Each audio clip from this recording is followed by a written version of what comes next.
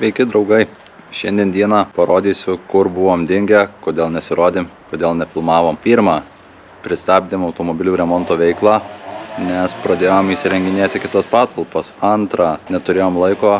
Trečia, ties E30 realiai pats dabar nedirbau, nesikrapščiau. Eisim pažiūrėsim į patalpas, eisim pažiūrėsim E30 procesą ir tvarkysim išmetimą, kurį treniruotėse pametėm. Tai čia jau grinai apie E46, kuriam reikia pasiruošti Alytaus treniruotei. Kažkuriuo momentu buvome filmavę Mercedeso pirkimą, tai pardavimo nebuvo, nes automobilis taip patiko, kad nusprendėm patys pasivažinėti tam kartui. Dabar naudojam, eksploatuojam ir kažkuriuo momentu keliaus į skelbimus. Viskas susitvarkė, pasidarė, mašina važiuoja, problemų nėra, bet dabar ne tas galvoj. Tai taip, ką mes turim su patalpom? Mes turim 4 boksus. Pradėjom viską statyti nuo nulio, buvo tik tai duobės be perdangų. Įvaisim, pažiūrėsim, ką nuveikėm, ką turim nuveikti, kokia eiga, kiek laiko truko. Paminėsiu kainas, kiek po kol kas šitos patalpos atsistojo. Turim dabar didelį bardaką, kurį turėsim pašalinti, nes vyksta statybos. Tuo pačiu stovi automobilis, prie kurio nieks neranda laiko prieiti.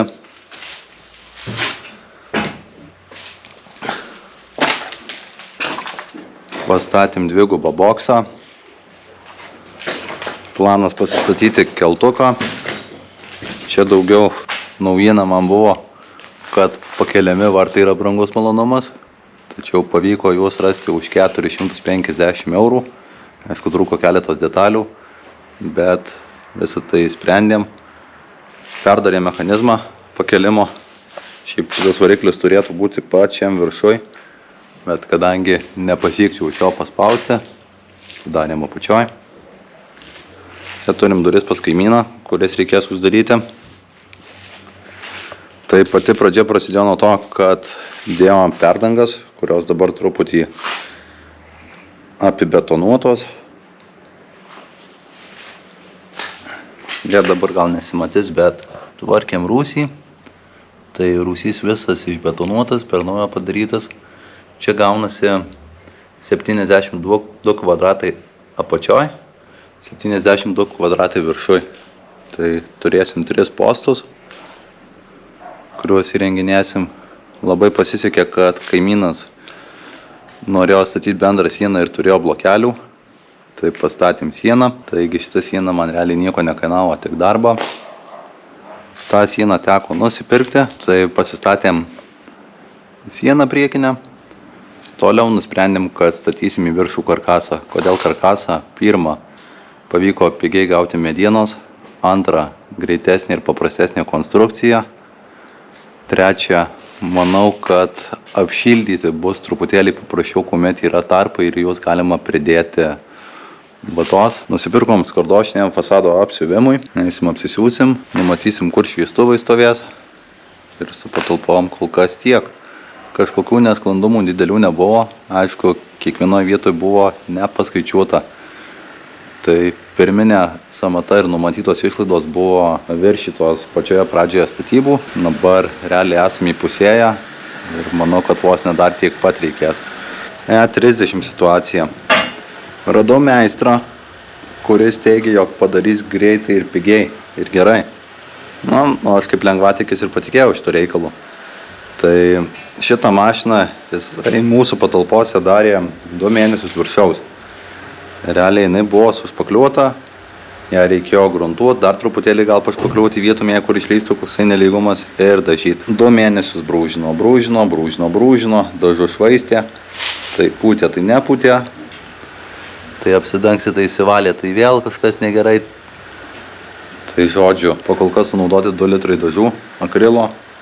Kodėl parinkau akrilą, nes manau, kad jį paprasčiau yra nupūsti, kadangi tai nėra dažymo kamera, tai maniau, jog bus paprasčiau ir greičiau. Tačiau skupos moka 2 kartus ir viską reiks perdarinėti per naujo. Aišku, dabar čia irgi gaunasi nesąmonė, nes reikėjo griauti sieną, o ne mašina sušpakliuota. gruntuota, kažkiek padažyta ir jau nėra vietos kur. Tai labai atsargiai vakar mušiau sieną, kad nieko neužkabinčiau ir neužmėščiau ant jos.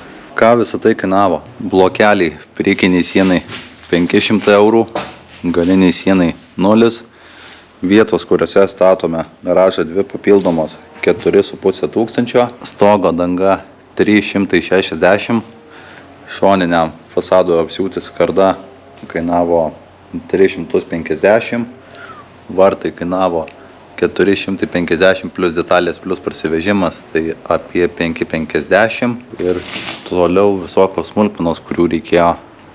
Tai reiks iš tikrųjų dar paskaičiuoti, kur visą tai iškeliavo. Aišku, nemažai atėmė ir transportas, išvežimas, parvežimas, kasimai, visokie įvairūs darbai, kurie nepasistebi, kurių nenumatai, nepaskaičiuoji ir kurie iš tikrųjų daugiausia suvalgo. Tiek varžteliai įvairūs, tiek plėvelės. Sveiki draugai, turbūt kyla klausimas, kodėl video nekeliam. Tai keli dalykai. Pirmas dalykas, draugai teigia, kad esu svoločius. Iš dalies. Bet pagrindinė problema, dėl ko nefilmuom nieko, tai užsivertę esam patalpų statybą. Nieko daugiau neveikiam, prie automobilio nieko įdomaus nenuveikiam, nepadarom. Tai šiandien susiruošim važiuoti treniruotę. Pasidarėm keletą dalykų, tai vienas iš jų pasikoregavom išmetimą. Kartą pametėm, nuo to karto niekur ir nevažiavom. Tai ir su automobiliu viskas.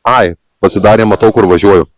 Nes pasistačiau lopšį, laikui bėgant suvokiau, kad aš nieko nematau. Pakėlėm truputuką, situacija geresnė, šiandien sugazuosim, pasižiūrėsim, kas mums gaunasi. Papasakosim įspūdžius, vėliau parodysim patalpas, kurios turėjo daug laiko, eurų ir nervų. Ir aptarsime E30, kas ten do situacija, o ten blogai, labai blogai. Buvo darbininkas buvo nekoks, supartolino, sugadino visą mašiną ir dabar galvosim, kaip spręsim. Tai va, pamatysim toliau, kas čia bus. Galima pažiūrėti, ką padarėm su išmetimu.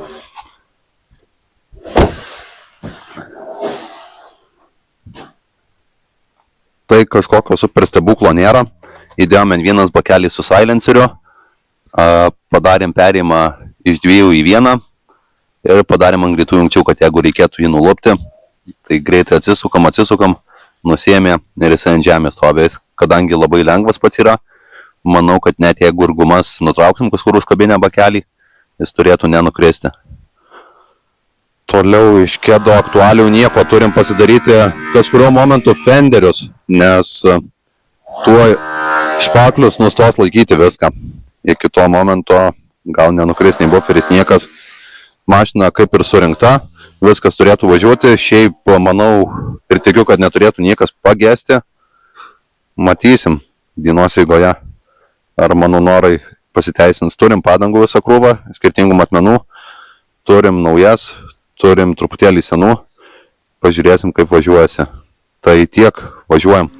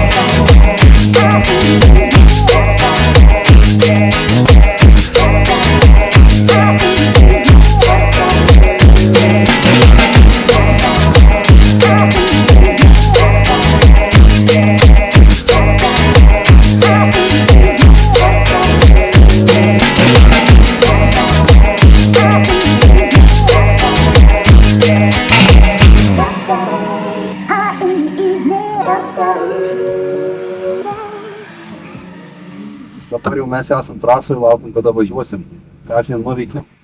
Tai padangų komplektą suėdėm, užkabinom buferį ir mano naują išmetimą nunešim. Ir nieko baisaus, viskas susipareiruos, turiu lempą garažį, kad aš imčiau kaip kitos pusės. Visada man taip sekėsi. Tai dabar testuojamės. Prieš metus lygiai važiavom šitoj trasoj ir buvo du pusė. Nepatysėm nieko, nepavažiavom, sanką paspardėm 6 barus, puntėm. Dabar pučimės apie 2 barus, jeigu galima daryti mažiau, kad nori, kad tos mašinos malpdusint. Tai džiaugiuosi, kad tas progresas nelabai dar matosi ir pačiam nepasistebi, bet pasakus laikas gal. Pagalvoju, kad pasikeitė variklis, pasikeitė sankaba, amortizacinė sistema, susitvirtino kėbulas, įsukimas pasikeitė. Bet tokios mažos smulkmenos dar iki to, kad dabar jau žinoma problemų. Mašina nebyra. Tai mes turėtų, kad žinot, kad viskas atina, jeigu nelėksiu į blokus. Bet jeigu lėksim, tai nieko tokio, kažkatinis važiavimo mašina, nebent dar kokio gilaminti. Šiaip abejoju. Dabar operatorė pafilmuos, ką mes čia veiksim, kaip mes šersim. Daug iš tikrųjų žmonių nori atstumą palaikyti, šiandien treniruoti, tai niekas nesivaržo, nieko nežaidžia, tai mes irgi paramiai pasiduosim, bėgsim, prisiminsim, ką pametšia ir pasimėgusim dieną. Paskui lėksim į garažą, ten pasižiūrėsim, kas vyksta.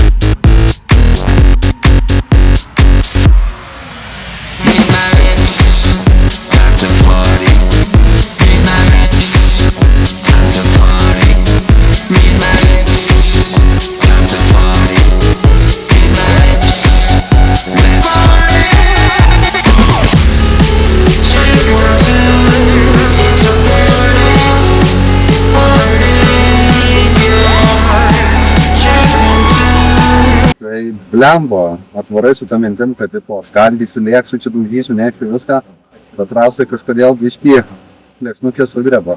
Truputuką. Visi patikiai posūkiai, žiūri, kad greitai neprisistabdai, o paskui jau ten lipdai iš tų daugiuziką. Tai dar kol kas nieko, mašina važiuoja, nepavedė eilinį sykį man mintyse, kad man kilovatų vėl trūksta. Kažkas neto aišku, šitai iš pilnai neišnaudoju, nes išpaugiau per gazą tų gyvenčių. Kaip minėjau, prieš 3 metus spadėm per sankabą, dabar smūdinėjom per gazą. Tikiuosi, kad kitais metais dar geriau bus. Tai iš tokių aktualių nieko baisaus nepridarėm, padangą laiko, tai mūsų kontoriavo, o ne vienas padanginis, jis ten viską turi. Tai geras žmogus, tikiuosi, kad jis dar mūsų padangėdų duos. O radom truputėlį pirkt taksi pravežėm žmonės, lapukų padalinom. Tai klausė, kur pasigaminom, kur gamino visi lapukus. Tai žinoma. Kur dabar viskas atkeliauja iš Kinijos. Tai šią akimirką kol kas nieko taisyti nereikia. Aš tikiuosi, kad taip iki vakaro pabaigos ir bus. Tai slengsime nunešim, bet čia nesiskaito, čia negėdėmas. Čia realiai kokie buvo sparkėse nepernai, savo galim važiuoti. O tai paslapti manęs kolegė klausė, kad pasakyčiau. Mano filmuosios, tai nevyks nemato. Aš esu tikrasis linkščiai. Taip, žinokit, šitas, kuris turėjo sutot per tą dainą. Tik niekam nesakyti. Viskas, tada tęsim dieną toliau, na, kad ką pafilmuosim, operatorius pafilmuos, pamontuos, brigadioras, pafilmonus, digimonas. Šiaip tai visą laiką sakom, kad šitą iškirpsim, bet niekados neiškirpa. Tai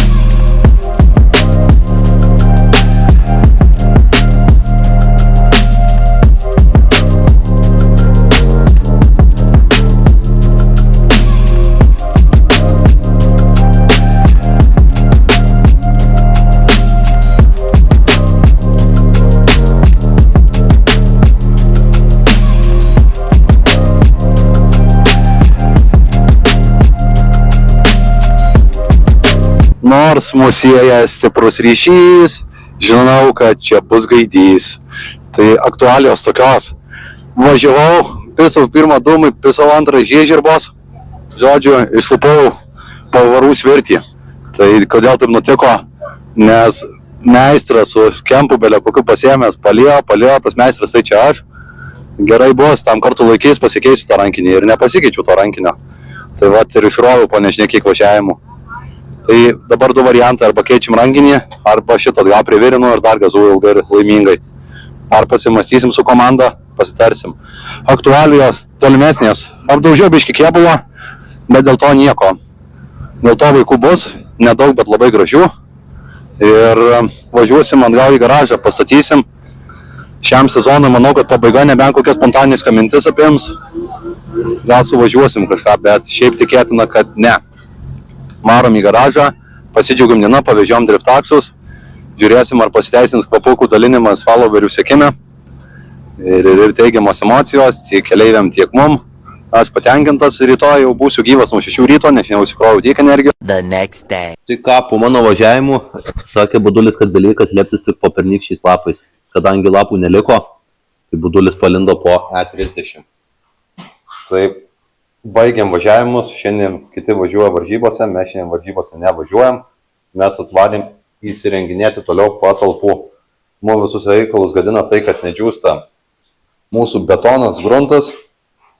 Ir kad lyja. Jau.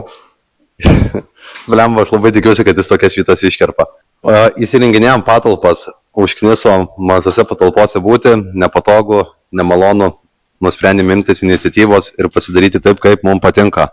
Tai turim apačioje 36 kvadratų rūsį, turim viršoje 36 kvadratus ir turim kitoje pusėje 36 kvadratus. Tai norim pasidaryti gražiai, estetiškai, todėl žaidžiam, krapstomės už tų reikalų.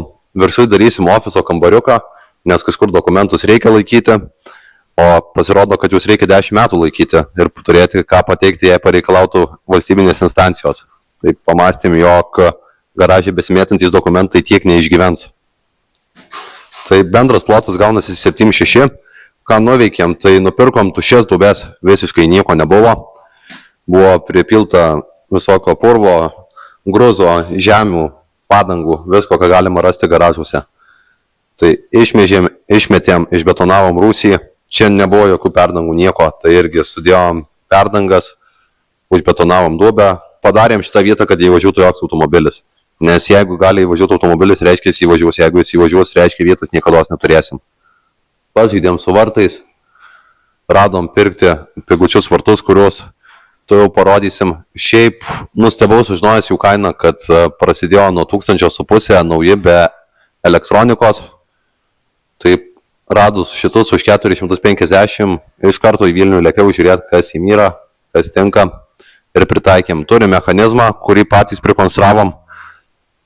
Tas mechanizmas jis turėtų būti virš lubų, bet kadangi lubos yra 4,50 m, mes nusprendėm patobulinti inžineriją.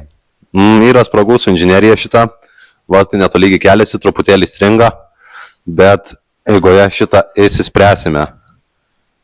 Tai pastatą irgi statėm nuo nulio, tai dėjom blokelius, čia dujų silikato, kur mažiau stiprumo reikia, vartus dėjom keramzitinius, kad būtų galima tvirtinti vartus, kad būtų galima dar kažką pritvirtinti. Viršų dastatėm karkasą, apšildėm vata.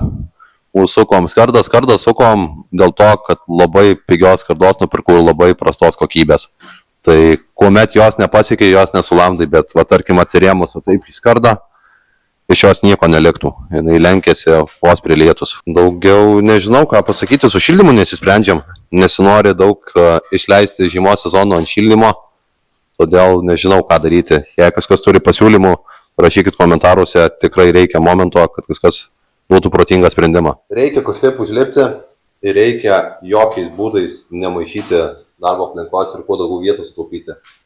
Taigi, sugalvojom ne patį geriausią sprendimą, bet tikrai ir ne patį blogiausią. Oba. Tam kartui bus gerai, čia padarysim turėklus, kad taip pačiai įsiskleistų, kuomet eidinėjom, kad nereikėtų lipti kaip beždžioniukų į viršų. Pasirėmiai, patogiai sau lipi, Čia pasilaikydamas dar nepatogu, tai sunkiai lipo, bet gyventi įmanoma su tuo. Šitą paminklą apleidom. Kurį laiką tai nieks prie jo nesikrapštė, buvo vienas vyrukas, kuris pasižadėjo padaryti, bet iš jo nieko doro nebuvo. Situacija tokia. Arba duosim kažkam šitą automobiliuką dažyti, arba bandysim dažyti patys. Man tai bus pirmas kartas, kuomet aš dažau, aš jaučiu net nedažysiu, aš prašysiu pas draugus, kurie turi geresnę rankutę, akutę, kad tai padarytų, nes bus marga kai karvė po manęs. Tai gal net būti ir operatoriaus įsiprašysiu, kad pabandytų nupūsti. Kitoje savaitėje tikiuosi, kad mes jau ją užkursim ir galėsim išvaryti. Ten nusidažym betono dažais grindis. Noriu ir čia tą patį padaryti, ir čia tą patį padaryti. Ir kol neatsikratysim šito automobilio, tol čia nieko dažyti mes negalėsim. Ai, o vakar lempą išdažiau dėl to, nes nieks nešvies labiau nei aš. Va, tiek norėjau pasakyti.